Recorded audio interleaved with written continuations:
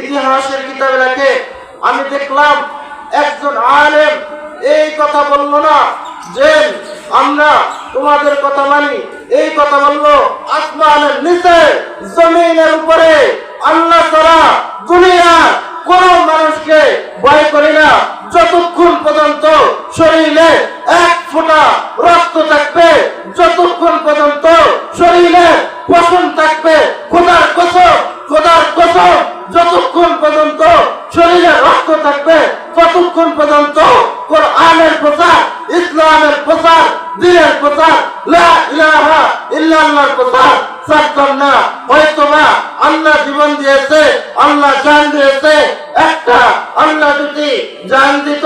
100 আল্লাহ রাস্তায় শহীদ করে দিতাম। এমন প্রতিজ্ঞা ছিল তাদের, এমন তাদের প্রতিজ্ঞা ছিল, তাদের শরীর থেকে জান আলাদা হয়ে যাবে, কিন্তু তারা তারপরও কোরআনের বিরোধিতা করতে রাজি না।